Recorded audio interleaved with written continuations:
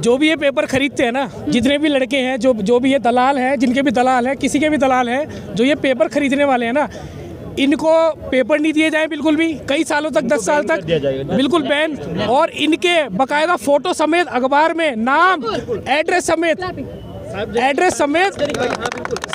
Photo के साथ address, उनके पिताजी का नाम और घर का एड्रेस सार्वजनिक किया जाए अखबार के। अगर सपोज करो किसी को पेपर खरीदना है, ठीक है, पेपर खरीदना है, उसे तो पहले ही पता है यार मेरा तो नाम सार्वजनिक होगा ही नहीं, अगर मैं पकड़ा भी जाऊंगा तो मुझे इतनी मैं मीनाक्षी साहब, इस वक्त उत्तराखंड में 2 चीज़ें चल रही है। पहली चीज़ कि जो अच्छा काम कर रहे हैं उन्हें बाहर कर दिया जाता है, और दूसरी चीज़ गारंटी बड़ी दी जा रही है। अब गारंटी, मैं आपको बता दूं, गारंटी मैंने यहाँ पर शब्द का इस्तेमाल क्यों किया। गारंटी है जो भी पेपर होता है उसके लीक होने की गारंटी, और अविश्वास, जो कि मैंने दूसरी बात कही थी, यानी जो काम कर रहा है, जो पदों पे थोड़ा बहुत काम कर लेते हैं, वैसे अब कोई काम करने को तैयार नहीं है, लेकिन जो थोड़ा बहुत काम कर रहे हैं उनको नंबर ही नहीं मिल रहा। ये युवा आप मेरे पीछे देख रहे हैं, भारी संख्या में इस वक्त युवा है जो कि योजना बना रहे हैं, आखिर किस पर भरोसा किया जाए, किस आयोग के पास अब जाया जाए, किससे गुहार लगाई जाए कि हमारा भैया एग्जाम लीक हो गया है, पेपर लीक हो गया है। बस उत्तराखंड में सिर्फ एक बात सुनाई दे रही है, paper leak, paper leak, paper leak. Memes बनने लग गए हैं कि जल निगम अब पेपर कराए ताकि लीक ना हो। इस तरीके से देखिए उत्तराखंड का युवा यहाँ पर कैसे पसरा हुआ है। ये कोई धूप सेकने गांधी पार्क पे नहीं आया, बल्कि ये युवा यहाँ पर अपनी मांगों को लेकर आया है कि किस तरीके से कार्य है। भैया बताइए क्या हो गया है, ऐसा धूप सेकने आ गए आप? हाँ वही मैम, हमारा एक ही काम रह गया कि पेपर ही दो, पेपर ही दो, पेपर ही दो। जिनका सिलेक्शन हो रहा है उनको नियुक्ति नहीं दे रहे हैं, हाँ। जिनका पेपर हो रहा है उनको आप लीक करा दे रहे हो पेपर, तो हमारा यही काम रह गया। क्या मैं यही कहना चाहूँगा कि जो देखो आप गलती किसकी मानते हो, आयोग की मानते हो, सरकार की मानते हो? गलती सरकार और सरकार के साथ जो आयोग है, जो आयोग बनाया है सरकार ने, संवैधानिक आयोग, दोनों की गलती है। दोनों की गलती इसलिए है कि यदि आयोग कुछ कर रहा है तो सरकार उस पर क्यों नहीं एक्शन लेती है। ना सरकार कुछ बोल रही है, ना आयोग के अध्यक्ष, किसकी रिस्पॉन्सिबिलिटी होती है। घर पे अगर कोई बात होती है तो पिताजी से या दादाजी से पूछते हैं। तो ऐसे ही जब अगर आयोग ने पेपर लीक कराया है तो आयोग के अध्यक्ष को आना चाहिए पब्लिक डोमेन में, अपनी बात रखो कि क्यों लीक हुआ है, कहाँ पर दिक्कत थी। अच्छा, यूकेपीएससी की बड़ी तारीफ की थी धामी सरकार ने कि अरे ये आयोग है, वो आयोग है, बिल्कुल लीक नहीं होगा। क्योंकि अभी जब ग्रुप सी का पेपर हुआ था, बीडीओ का जब मामला आया था बीच में कि ये लीक हो गया है, तो उस समय ऐसे भी अफवाहें उठी थी और ऐसे साक्ष्य भी थे कि लेक्चरर और एलटी में भी थोड़ा बहुत हुआ है, लेक्चरर में ना। तो उस समय कई बातें उठी, तो लोग बोलते थे कि यूकेपीएससी में कुछ नहीं हो सकता और यूकेपीएससी सबसे अच्छा है। लेकिन क्या हो गया अच्छा, देखो ना। एक बात बताइए, किस आयोग पर आप भरोसा करेंगे? हम यहाँ उत्तराखंड में अभी वर्तमान समय में ना हम यूकेएसएससी पे भरोसा कर सकते हैं, ना ही यूकेपीएससी पे। ना यूकेएसएससी ना यूकेपीएससी। भैया उत्तराखंड का युवा जाए तो जाए कहाँ, गांधी पार्क ना आए तो और कहाँ जाए? अच्छा, आपसे पूछना चाहूंगी, तीसरा आयोग कहाँ से लाएंगे? मैं ये कह रहा हूँ कि उत्तराखंड को जो है केंद्र शासित प्रदेश कर देना चाहिए, और क्योंकि उत्तराखंड के बस की नहीं है कि इनकी पॉलिटिकल की, और इनका पॉलिटिकल जो है उभरता जा रहा है, और जो है राजनीति आगे बढ़ती है, इनको मंत्रालय मिल रहा है, अच्छे से पद मिल रहे हैं, और जो बेरोजगारी हुआ है, बेरोजगार का बेरोजगार रह रहा है, और पेपर जो है लाख 15 लाख 20 लाख में बेच दे रहे हैं। और जिनके पास 15-20 लाख नहीं, वो क्या करे, धूप सेक रहे हैं? वही मैम, अब देखिए मैम, यहाँ पे जो सब लोग मिडिल क्लास के लोग मेहनत तैयारी करने आते हैं मैडम, कोई भी लोग जो 15 लाख और 20 लाख रुपए देगा मैम, वो बिल्कुल भी तैयारी नहीं करेगा। यहाँ पर ऐसे प्रदेश में रह रहे हैं हम जहाँ पर भ्रष्टाचार चरम सीमा पर है। आप लोग माना जाता कि मीडिया लोकतंत्र का चौथा स्तंभ माना जाता, आप लोग सीएम से उनसे क्वेश्चन करिए कि ये धांधली कब तक होते रहेगी मैम। बिल्कुल मैम, हम लोग ना तो यूके पे विश्वास रहा है, ना यूकेपीएससी पे। हम किस पे विश्वास करें कि आने वाले पेपर जो पारदर्शिता से कराए जाएंगे। अभी पटवारी की 12 तारीख को डेट दे दी मैम, हम लोग 4000 खर्च करके चमोली और पिथौरागढ़ पेपर देने गए थे, क्या हमारे दोबारा खर्चा वो वापस देंगे दोबारा? बिल्कुल। और हमारे अगर कह रहे कि रोड में जो तुम्हें फ्री किराया दिया जाएगा, मतलब फ्री यात्रा करी जाएगी, बट कमरे का, खाने का जितना खर्च हुआ है, क्या वो दोबारा चमोली जाएगा पेपर देने? मैम यही क्वेश्चन है मुख्यमंत्री जी से भी और हमारे आयोग से भी कि पारदर्शिता से पेपर कराया जाए, और आने वाले समय पे ऐसा नकल विरोधी कानून लाया जाए कि आने वाले जो भी बच्चा पैसे देता है आगे आने की सोचे भी ना इसके बारे में। बिल्कुल। छोटे छोटे जब हम बच्चे थे तो हमें स्कूल में कहा जाता था, जो नकल करता था बड़ी शर्मिंदगी होती थी कि नकलची बंदर, इस तरीके का नाम रखा जाता था। आपको एग्जाम्पल के तौर पे अपना ही बताना चाहूँगी कि मुझे कम से कम 10 साल हो चुके हैं और मैंने यहाँ पे अच्छे खासे गवर्नमेंट कॉलेज से बीटेक किया है, फिर मैंने एमटेक किया। उसके बाद भी जब पहले मैं टेक्निकल की एग्ज़ाम्स दे रही थी तो यूपीसीएल में जो है घोटाला हो गया, वहाँ की सारी सीटें बिक गई। अब फिर उसलिए क्योंकि कोई एग्ज़ाम ही नहीं आया, अपने 10 साल बाद अब जाके एग्ज़ाम आया है इसका यूकेपीएससी का एई का, तो मैंने छोड़ दिया। मैंने सोचा मैं यूपीएससी की तैयारी करूँगी, यूपीएससी की, पर आप देखिए इसमें भी यही हाल है। और अभी हमारे लिए हमने ये सोचा था कि चलिए हमारे लिए 30% इसमें रिजर्वेशन है, ठीक है, तो हमारे लिए वहाँ पे कुछ बेनिफिट होगा। पर आप देखिए फिर से जो रेशियो हमारा 1:7 का जो रेशियो होता है उसकी जगह 1:80 के बच्चे लिए जा रहे हैं। तो फिर हमें कहाँ फ़ायदा मिलेगा? हमने तो जो प्रीलिम्स के लिए तैयारी की, हमने इस चीज़ के लिए, क्योंकि जब हम कोई पेपर की तैयारी करते हैं हमें बिल्कुल डेडिकेटली उसी पेपर की तैयारी करनी पड़ती है। तो अभी हमने जब यूपीएससी को हटा के अपना यूकेपीएससी पे फोकस करा है, तो वो तो सिर्फ सेम चीज़ हो गई। जब हमने प्रीलिम्स दिया तो 1:7 की जगह अब हमें फिर से जो है 1:80 के बीच में देना पड़ रहा है। फिर क्या फ़ायदा हुआ हमारा वो दिन रात की मेहनत का? उत्तराखंड के युवा का अब ये कहना है कि आखिर जाए तो जाए कहाँ। बड़ी परेशानी है भैया, उत्तराखंड में इस वक्त बेहाल हो चुका है माहौल। चाहे पेपर लीक की अगर हम बात कर ले, चाहे बात हम ये कर ले कि बेरोजगार युवाओं की जो संख्या है वो बढ़ रही है, उसके बाद सरकार कहती है कि पलायन क्यों हो रहा है। अरे भैया पलायन नहीं होगा तो और क्या करेंगे? सरकारें जॉब नहीं दे रही है, माफियाएं जॉब निकल जा रहे हैं, और इसके बाद जो बची कुछ चीज़ें होती हैं वो ही देखिए यहाँ पर युवा इस तरीके से खड़े रहने को मजबूर हो चुके हैं। अभी देखिए थोड़ा युवाओं को दिखाएं यहाँ पर को, थोड़ा सा रुकिए, आपसे बात करेंगे हम लोग। उत्तराखंड का युवा अगर यहाँ से भागेगा नहीं तो और क्या करेगा पलायन के अलावा? मैम इतना सारा ऐसी धांधली हो रही तो भागेगा ही, और क्या करेगा? और इतनी बड़ी उसमें किसी भी नेता का नाम नहीं आ रहा। सबसे बड़ी बात तो ये है कितने अधिकारी पकड़े जा रहे, कितने बच्चे पकड़े जा रहे, पर किसी नेता का नाम नहीं आ रहा, जबकि सबको पता है कि इसके पीछे सफ़ेद पोश है।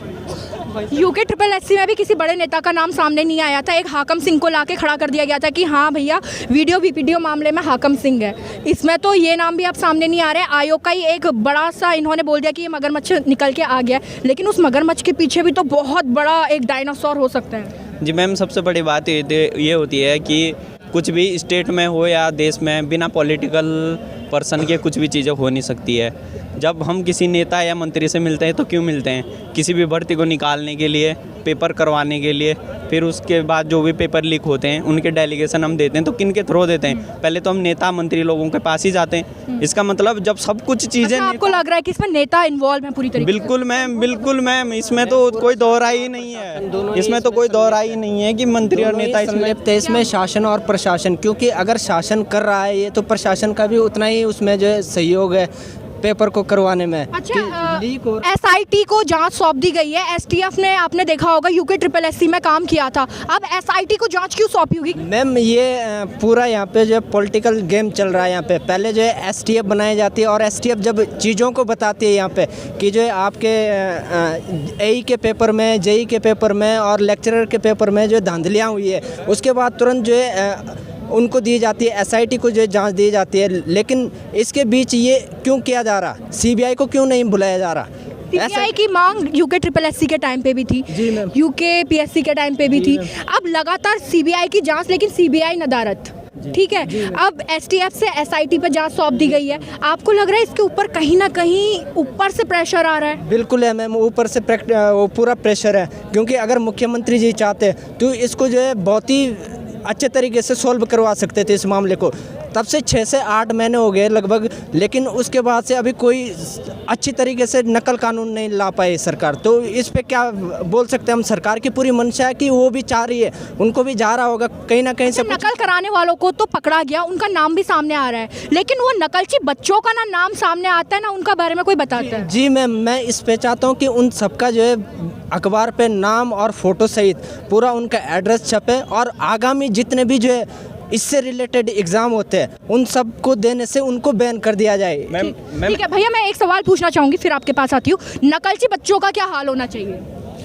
देखो, नकलची बच्चों का ये सबसे पहले तो उनका नाम सार्वजनिक करना चाहिए कि भाई ये थे, और जो आने वाले पेपर में उनको आने वाले पेपर से बाहर करना चाहिए। बस इतने में काफ़ी हो जाएगा कि उनका नाम सार्वजनिक हो और पेपर से बाहर हो जाए? इतने से काम नहीं चलेगा, पर सबसे पहले इतना भी कुछ नियम, सजा प्रावधान कुछ इस तरीके का होना चाहिए। बिल्कुल उनके लिए भी कुछ सजा का जो है पूरा प्रावधान होना चाहिए, तभी तो आगे डरेंगे ना लोग बाग। क्योंकि जो है मुझे लगता है जो बच्चे उनको 15 लाख रुपए दे रहे वो शायद उनसे ज़्यादा जो है भ्रष्टाचार को बढ़ा रहे हैं, क्योंकि अगर वो 15 लाख अपने जेब से तो नहीं देंगे अपने। तो लगातार हम उत्तराखंड के युवाओं से बात कर रहे हैं, लीक होने का दौर सा चलता हुआ आ रहा है। अब ये बताइए ऐसे में युवा करेगा क्या?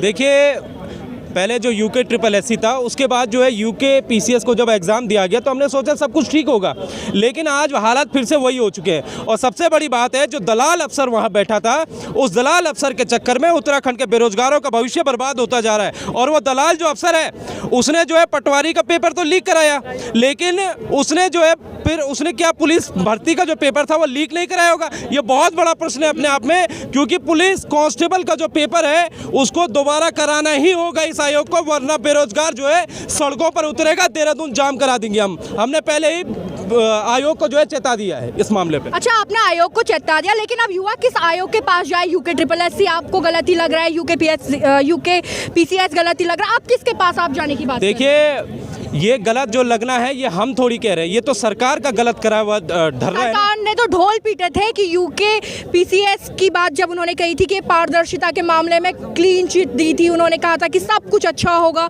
सब कुछ साफ सुथरा होगा, जो युवा होगा वो अच्छे से एग्जाम दे पाएगा, लेकिन देखने को क्या मिला? इन्हीं मुख्यमंत्री जी ने हमें बुलाया था जब घोटाला हुआ था, उन्होंने बोला था अपने सजेशन दीजिए, हमने उनको सजेशन दिए, लेकिन उस सजेशन में हमने ये भी लिखा था कि माननीय मुख्यमंत्री जी कृपया जो है पहले तो आप जो वीडियो के जो नकलची थे उनकी आप लिस्ट सार्वजनिक करो, और जो सरकारी अधिकारी है उनको आप जेल की सलाखों को भेजो और उनको जो है आप कभी भी दोबारा नौकरी में बहाल मत करना। लेकिन आज अगर आप अखबार पढ़ेंगे, सुबह का अगर पढ़ा होगा तो वीडियो में जो अधिकारी थे और जो कर्मचारी थे उनमें से 4 अधिकारी और कर्मचारियों को जो है सचिवालय में फिर से तैनात कर दिया गया जिन्होंने नकल की है। तो भाई हमने तो सजेशन दिए थे सरकार के ऊपर, मुख्यमंत्री के सामने हमने सजेशन दिए थे, लेकिन ये करा कौन रहा है? ये हम थोड़ी करा रहे हैं। हमारा काम क्या? हमारा काम तो बेरोजगारों के लिए सोचना है, उनके लिए रणनीति बनाना है, ये सब चीज़ें करना है। लेकिन अगर सरकार हमारा सजेशन भी नहीं मान रही है तो सोचिए इस उत्तराखंड का क्या होगा इन बेरोजगारों क्या करेगा? रणनीति क्या है? रणनीति हमारी ये, आज हमने सार्वजनिक बैठक बुलाई थी, अब इस सार्वजनिक बैठक में जो डिसीजन फाइनल हुआ है, सब यही चाहते हैं कि डिसीजन क्या है? एक विशाल रैली का आयोजन किया जाए, देहरादून की सड़कों को एक तरह से हम जाम। ट्रिपल एससी में कितने लोगों का नाम सामने आया? कितनों ने कितने नकल माफियाओं का नाम पकड़ा है? जरा थोड़ा मुझे हाथ खड़ा करके बता दीजिए। यूके ट्रिपल एससी में कितने नकल जो बच्चे थे नकल किए हुए, उनका नाम सामने आया है? जरा थोड़ा नोटिस, कितनों का नाम आया? अभी एक भी नाम नहीं आया, एक का भी नहीं आया, किसी का भी नहीं आया, किसी का नाम नहीं आया। तो फिर फायदा क्या हुआ? कुछ भी नहीं। यही तो नकल जो नकल ऐसे वो करी ना एसआईटी तो वैसे चलेगी जैसे सरकार चलाएगी। अगर सरकार इतनी सच्ची है, एसटीएफ थोड़े कदम तो ले रही थी। एसटीएफ कदम ले रही, लेकिन एसटीएफ भी कंट्रोल तो स्टेट गवर्नमेंट ही कर रही है ना। एसआईटी का क्या? एसटीएफ ने 2 मुद्दे और खोल दिए तो एसआईटी को बुला दिया गया। एसटीएफ ने अगर अच्छी जांच करी थी तो अगर एसटीएफ ने कुछ जो बच्चे पकड़ लेते उनके नाम सार्वजनिक करते, उनको आजीवन काल के लिए ब्लैक लिस्ट करते, ये दोनों आयोग, यूके एसएससी भी यूके पीएससी भी, क्योंकि वो तो एसटीएफ भी तो इनके ऊपर चल रही है, जैसे सरकार चलाएगी वैसे चलती रहेगी। भी मैम हाकम सिंह जैसे, संजीव चतुर्वेदी जैसे, ये तो मात्र मोहरे हैं, लेकिन उनके बड़े माफिया वो तो कभी पकड़े नहीं जाएंगे। बिल्कुल। ड्रैगन कहाँ पकड़ा जाए? ड्रैगन कभी आपको मिलेगा ही नहीं, उसको सर्च करना ही मुश्किल है। और अगर मुश्किल तो बताइए, आप लोग स्टॉल कहाँ लगाने वाले हैं अपने पकौड़ों के? क्योंकि पहले ही बोल दिया गया था ये बात कि पकौड़ों के ठेले लगेंगे, लेकिन सरकारी जमीन वहाँ पर भी नहीं मिलने वाली। पकौड़े लगाने के लिए भी तो पैसे चाहिए मैम, वो भी तो नहीं है ना। बेरोजगारों के पास पैसे भी तो कहे। स्टॉल हमें नहीं देते भाई, यूपी वालों को स्टॉल भी जो मिलता है, नगर निगम जो बांटती है रोड के किनारे, वो भी यूपी बिहार के हैं, हम कहाँ लगाए स्टॉल? तो भैया उत्तराखंड का जो युवा है उसके लिए स्टॉल भी यहाँ पर नहीं उपलब्ध हो पाएंगे, क्योंकि वो भी बाहर के लोग आके लगाते हैं। तो आप ये उत्तराखंड की समस्या देख सकते हैं। मैं गारंटी की जो बात कर रही थी, गारंटी आपको बता दी है, और अविश्वास की बात जो कह रही थी, अब युवाओं को भी विश्वास नहीं है, ना सरकार पर, ना आयोग पर, और ना ही जो काम करते हैं उन लोगों पर। तो इस तरीके की सिचुएशन अब हमारे उत्तराखंड में बन चुकी है। तो युवा देखो, युवा या तो नौकरी कर सकता है, या अपना काम कर सकता है, या तैयारी कर सकता है। ठीक है, अगर युवा के पास अगर तैयारी करेगा तो उसके पास पैसे कहाँ से आएंगे? तो वो ठेला कहाँ से लगाएगा? बिल्कुल, मेन बात ये है ना। तो आप लोग ये इस तरीके की जो एक कॉन्वर्सेशन है ये गांधी पार्क से इस वक्त सुन रहे हैं, जहां पर योजनाएं बनाई जा रही हैं कि उत्तराखंड का युवा आगे क्या करेगा। लेकिन सोचने और समझने वाली बात है कि उत्तराखंड का युवा आगे चल के क्या करने वाला है, क्योंकि उत्तराखंड के युवा की जो भविष्य है वो अधर में लटक चुका है। ना वो जॉब कर सकता है, ना वो कहीं से अपने लिए कोई स्वरोजगार ढूंढ सकता है। तो उसमें उत्तराखंड का युवा करेगा तो करेगा क्या? पलायन नहीं तो क्या? तो यही कुछ सवाल मैं आप लोगों के लिए छोड़े जाती हूँ कि पलायन नहीं तो क्या, किस आयोग पर भरोसा किया जाए? ना यूके ट्रिपल एससी, ना यूके पीसीएस। तो फिर किस पे भरोसा किया जाए? ना सरकार ना आयोग, तो किसके पास जाके गुहार लगाई जाए? तो इन तमाम सवालों के साथ मैं मीनाक्षी साहब इजाज़त लेती हूँ। धन्यवाद।